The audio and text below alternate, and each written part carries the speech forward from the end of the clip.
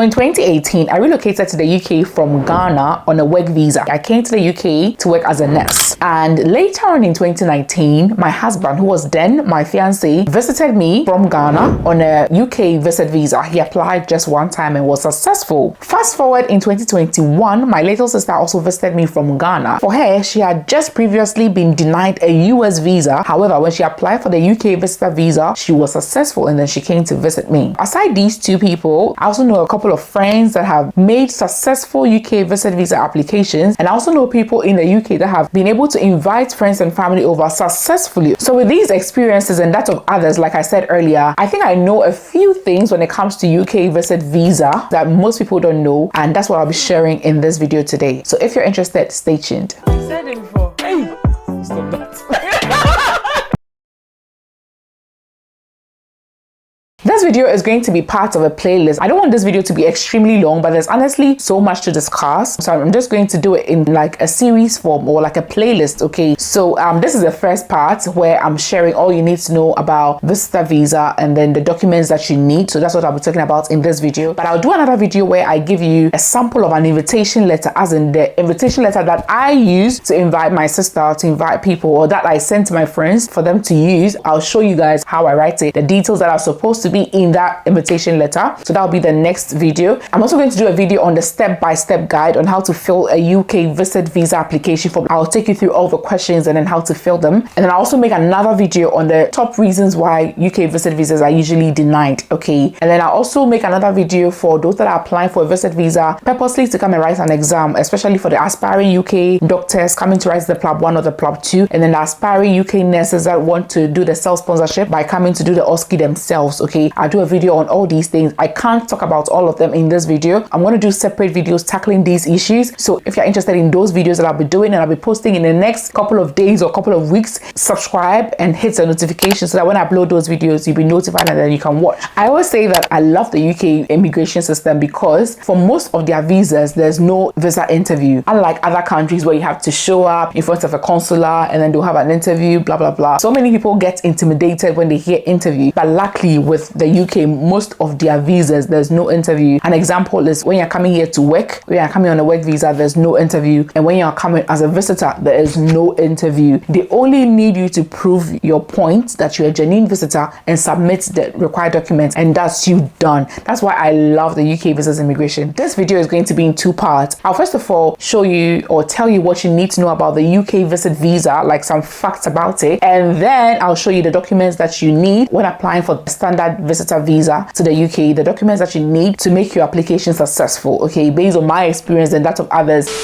So this video is proudly sponsored by Lemonade Finance. So definitely if you are a frequent viewer of my channel, you've probably heard me mention Lemonade Finance a couple of times. So Lemonade Finance is a money transfer app that allows you to send money from UK, Canada, and the US. Yes, now they've included US to their services. Now you can send money from the UK, Canada, or US to 10 different African countries using Lemonade Finance. You can send money to Ghana, to Kenya, to Tanzania, to Nigeria, to Uganda, Rwanda, to Ivory Coast, to Benin. You can send money to all these African countries at no fee at all, with no hidden transfer charges, nothing at all. And the amazing thing is that when you send money using the referral code Nanelle, you get 10% of the money you're transferring back into your account. If you send £100, you get £10 back. If you send £200, you get £20 back. And you as well can refer people and get £10 when people use your code as well. Isn't that amazing? Download Lemonade Finance app, whether you use an Android, whether you use an iOS, and then send money to friends and family in any of these 10 African countries at no transfer charge. They are so fast, they are so convenient, and they are extra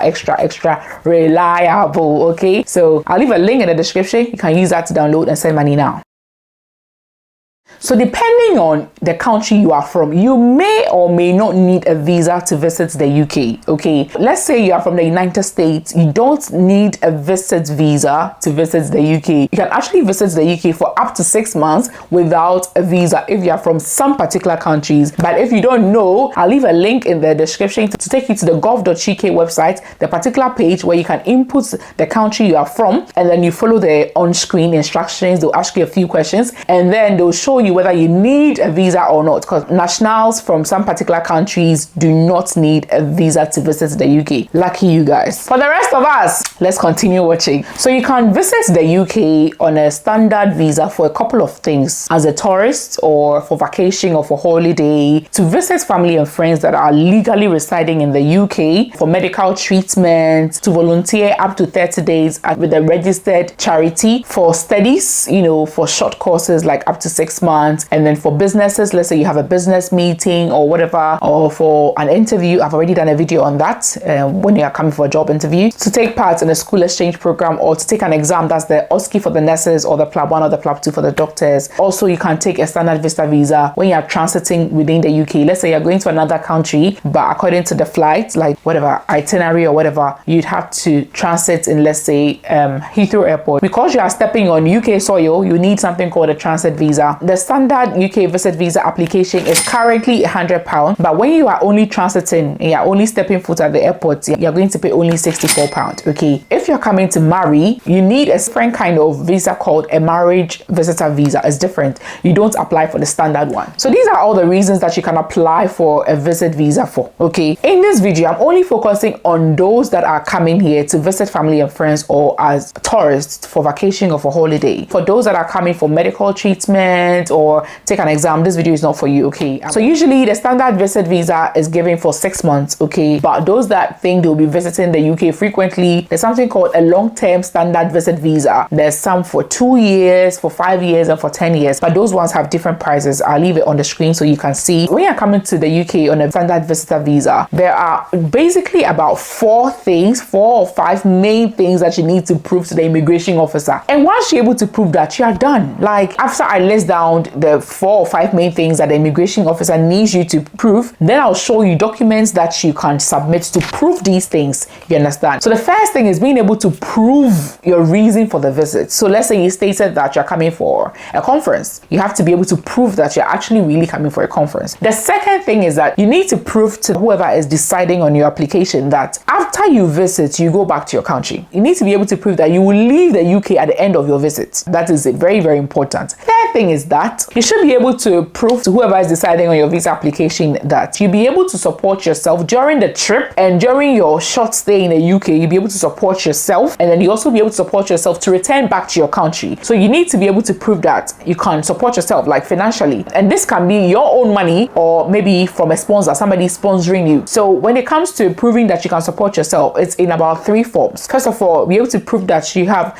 enough money for a return flight, like back to your country. And then once you're in the UK, your food that you'll be eating, your accommodation, and then your transportation. Together, they call it like your maintenance once you're within the UK. You should be able to prove that you can support yourself. And if you're coming with dependents, you should be able to prove that you can support yourself and your dependents, like coming with your children, or if you're coming with your partner, you should be able to prove that you can fend for them during the duration, the flight tickets in and out, and then once you're in the UK as well, what you'll be eating, where you'll be staying, and then your movement around. You understand? They need you to prove this, and it can be your own money, or it can be somebody that is willing to sponsor you, somebody else funding the whole thing. The fourth thing is that you need to be able to prove that you not make the UK your main home, either through frequent successive visits, or you not live in the UK for extended periods of time. Like when you come and then you say you are going, you're supposed to prove to them that you actually go back. So it's basically like the first thing I shared. So now let's talk about the documents that you can use to prove these things to them. Okay, so to prove your reason for the visit, if let's say you gave a reason that you're coming for a conference, okay, have you actually been invited for this conference? Have you bought like tickets to the conference? Or if let's say you said you're coming for tour, have you actually booked like your reservation ticket? Let's say you want to see the London Eye. Have you watched shows that you're really coming to see the London Eye? Have you booked tickets for that place? You know, all these things. And if you say you're coming to visit a family or a friend, do you actually have an invitation from this family or friend in the UK? Are they really expecting you? You understand? You need to prove all these things. So if you're coming on a tour, you should have probably like reservation tickets, or maybe an invitation to the program that you have said you're coming for. If you're coming, let's say, to visit a family or a friend in the UK, first of all, the person should be a legal resident in the UK. So the person should be able to give you a copy of the front page of their passport. If they're a British citizen, if they are only legal residents in the UK, they should be able to give you a photocopy, the front and back of their BRP, that's their biometric residence permit. If the person is an illegal immigrant, don't put the person in trouble by asking the person to send you an invitation letter. You'll be denied and the person will be deported. So listen carefully. It should be somebody that has legal residence to live in the UK. Okay, and the person can send you an invitation letter stating that they are actually expecting you from this date to this date. Like I said, I would do another video on how you can actually draft this letter and the details that should be in this letter. You should also prove your relationship with this person who is inviting you. Is the person your boyfriend? Is the person your girlfriend? Is the person your mom? Is the person your son? Is the person your friend? So you can be able to prove these things. If the person is your friend, and let's say you can take screenshots of your chats on WhatsApp, and then people actually do that and submit it. Maybe you have previous pictures, and you can submit these pictures to prove your relationship with the person. If the person is your mom, a birth certificate of both of you would show that the person is your mom. If the person is your sister and you share parents, you can't actually show this. Anything that would prove your relationship with the person, these things should be submitted. If the person is your partner or your wife or whatever, marriage certificates will prove your relationship with this person. So for me, when my sister was coming, I took screenshots of our chats, some of our old WhatsApp chats, like let's say 2019, with her number and my number. I also sent photos that we took during my wedding and before I left Ghana, some of our old photos when we were much younger, when I visited her back in senior high school. I added all those photos and I added the date. I told her to laminate it and add the dates to it.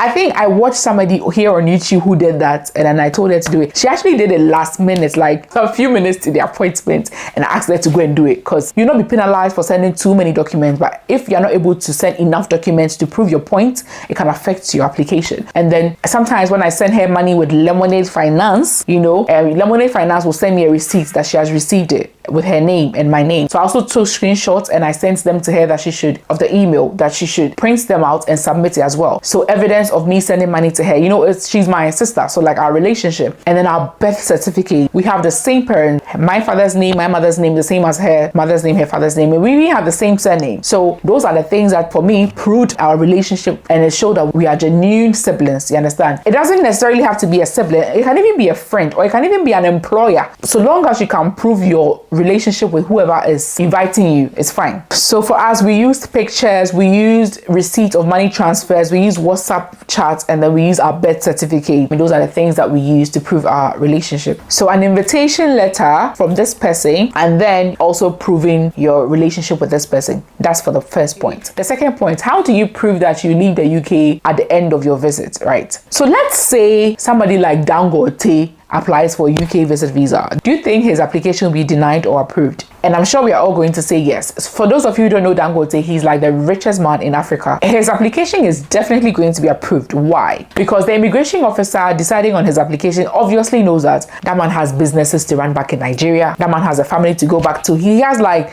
good stuff he's doing back in his country. So he's not going to stay in the UK. The problem is that they don't want you to come here and be a burden on the system. They don't want you to come here and then start claiming public funds. You understand? They don't want you to be a burden here. So if you're able to prove that you have something good back home, so you're only just coming here for a short stay, then they will give you the permission to come. With this example that I gave about Dangote, like I said, he has a business to go back to and he has better things he's doing back in his country. So that's what they need from you. They need you to prove that you have something to go back to in your country. Okay, so what are some of these things? One, if you have a good job to go back to. Two, if you have school to go back to, that's if you're a student. Three, if you are running your own business to go back to, obviously to run your business. And four is if you have family to go back to. Okay, let's say you are a business owner. Let's say you run your own hair salon, or you have your own barbering shop or a bar in Nigeria or wherever. You should be able to provide business registration documents, your invoices, bank statements that you actually run this business. And it should be a business that is good enough so that they know that, oh, she actually has something good to go back to. She's not going to use our country for anything. She'll go back. You understand? For those that are employees of companies or other institutions, for such people, you'd have to prove that you actually have a job. So if you got a job offer and you have it, you should submit a job offer. Two, you should submit a letter from your employer or the company you're working for on a company headed paper stating that, one, they know you work there, and this is your salary, and probably they can even add that actually being granted annually from this date to this date, and let's say you work what hours. Like, it's more like an introductory letter the company confirming that they know you work for them, and this is how much you earn, and blah blah blah. And this should have the company's details as well, so that when they want to call and verify, they'll be able to verify. So the company header paper should confirm your job role, your salary, the length of your employment. If, let's say, you are coming on your annual leave and then your company gave you a letter showing that they've approved your annual leave request, you can add that as well to let them know that you actually have work to do, but you just have leave. That's why you're coming on the visit. Like, it's not like you're coming to stay. Like, if you have these things, it's massive proof. You understand? So that's what my husband submitted, and he also submitted his pay slips showing that he's actually getting this money from his company. So he's making good money. So when he comes, he'll go back. You understand? And if you are a student, okay, if you're a student, when my sister was coming, she was still in school. So she also submitted a letter from her school administration stating that she's a student there. She's doing this program. She's currently in her second year, or let's say her third year, and we are currently on vacation, blah, blah, blah. Like, most schools have like a format. They know what to write. So once you request for this from your school, that should be enough. She also added her admission letter when she was granted admission. She also added it to it, and then she also had a copy of their school's academic calendar showing that time that she's coming, they are on break. So she also added that to it. So for students, these are the main things that you'd have to provide to show that you go back when you come. For those that do not have jobs, or maybe you have a job but it's not really good, I won't talk much about it because it would be difficult to prove this point.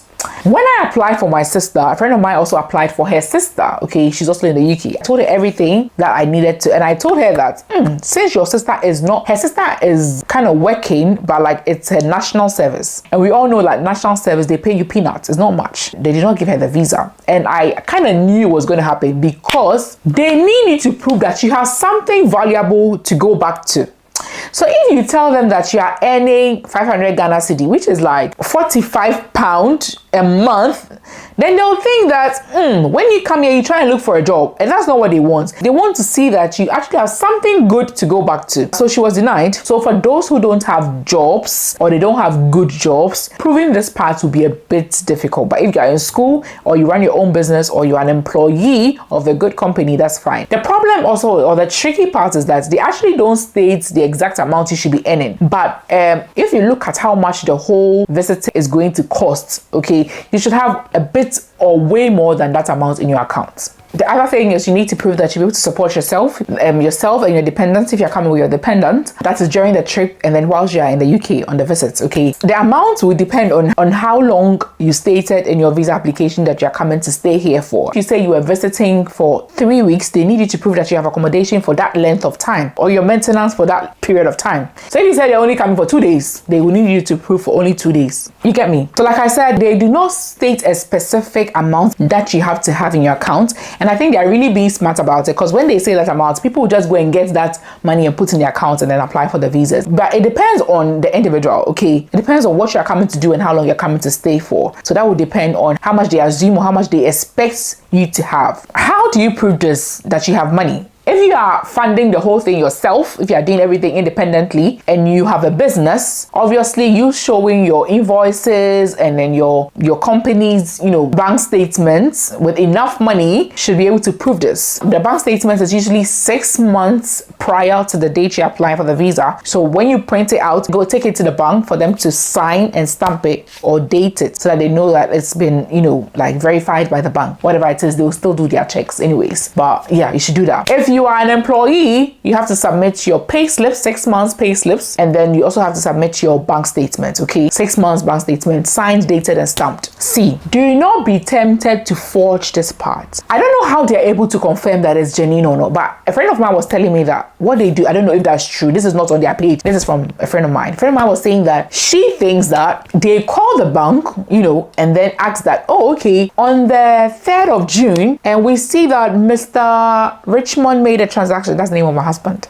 We see that Mr. Richmond made a transaction. Can you tell us how much it was? So if you made your own thing, it would definitely not tally with what the bank has. So the bank will say, we don't see any transaction here. Or the bank will say, oh yeah. He bought something with his Visa card for 50 Ghana cedis. And then they will say, oh, we are sorry. What we have here is that he did not make any transaction. So you're actually lying. Or that means it does not tally. That means it's fake or it's not genuine. That's what a friend was saying, that he thinks that's what they do because he doesn't know how they are able to verify all that. But if you fake that part and you're caught, you can actually be banned from applying to visit the UK for like 10 years. So be very, very careful. Do not submit any fake documents. If your situation does not permit you and you're not getting a sponsor, don't apply yet. Wait till your situation permits you, and with Jesus' name you get there. Okay, so if you're a student and you're not working, like I said, the money can be yours or it can be that of a sponsor. So anybody who is sponsoring you, you're supposed to prove your relationship with the person. So if it's your boyfriend, you're supposed to prove your relationship with your boyfriend or the sponsor. So for me, I sponsored my sister, so I submitted my 6 months pay slip prior to the day that we were applying,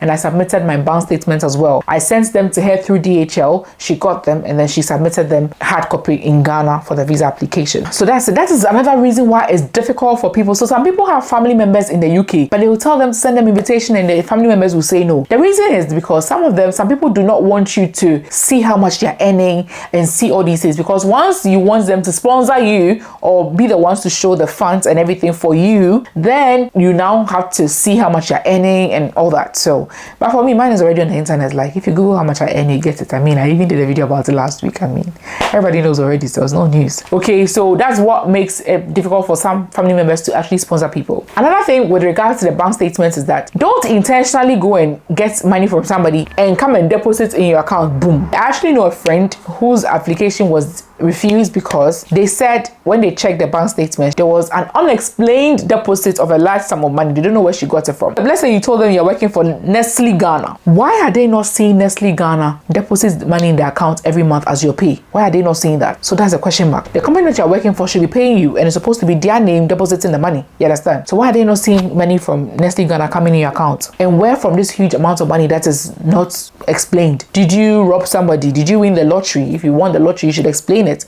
Did you get it as a gift? You should be able to explain all these things. So if you have any huge sums of money unexplained, you should be able to explain it. Those are some of the things I'll talk about when I'm showing you how to apply for the visa, the step by step. So also with showing that you can support yourself, I mentioned that another thing that they look at is accommodation. So if you are coming on your own independently, you should be able to show that you have reserved a hotel or an Airbnb. You don't always have to pay for it. You can just book. Some Airbnbs or some hotels allow you to book and then you pay on arrival or you pay during check-in. So you can show these that you've actually done it. And that means you have to show money in your account to show that you can afford the Airbnb for the duration of your stay. But if you are, say, being invited by friends and family, they can state in their invitation letter that they will accommodate you during the period. Okay, they can state in their invitation letter. And then they would also need to add their tenancy agreements to it and then give it to you so that the officer deciding will know that, oh, okay, the person actually has a place to stay and is offering you a place to stay when you come. How do you prove that you not live in the UK for an extended period of time? How do you prove to them that you not overstay? And how do you prove to them that you not use the UK as your main home? So if you have a good immigration history, that's a big plus for you. Let's say in your passport, you travel to several countries, and in all, let's say you went here for 2 weeks, you went to another country for 5 weeks, you went here for 1 week. So that shows that you're just a person that loves to travel, and whenever you go, you come back. So that's good for you. And also you submitting that evidence to submit that you have a good business you are running,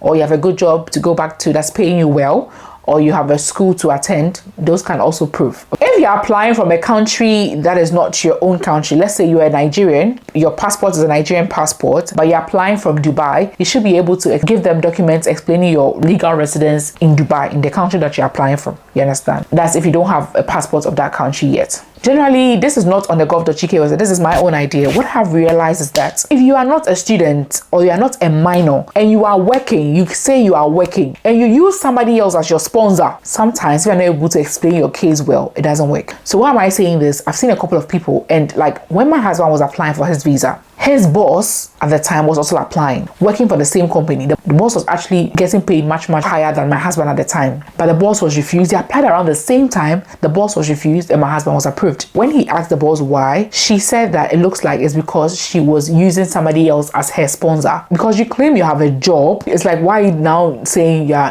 totally dependent on somebody else to fund the process for you? If you claim you have a good job but you don't have enough funds to prove that you can support yourself. Because even if your husband is, let's say, funding the whole thing, you should be able to prove that you yourself, you have something valuable, like good money in your account or something valuable to come back to after you leave the UK, but you're not able to prove that, and you're saying that somebody is sponsoring the whole thing. So it's fishy. So I think if you claim you are working you should be able to have enough funds to support yourself. But that's just my opinion. So expect the other videos soon. In what order do you think I should do the other videos? Which one should come first? The sample of invitation letter or the reasons why most visas are refused? What exactly do you think I should start with? So yeah, this is basically it. These are the documents that you submit. So remember, the documents will differ from person to person depending on your situation. Okay, so I hope you've learned something from it. This video is already so long and I hope you enjoyed this. Give this video a like and hit the subscribe button if you took anything from it at all. Thank you so much.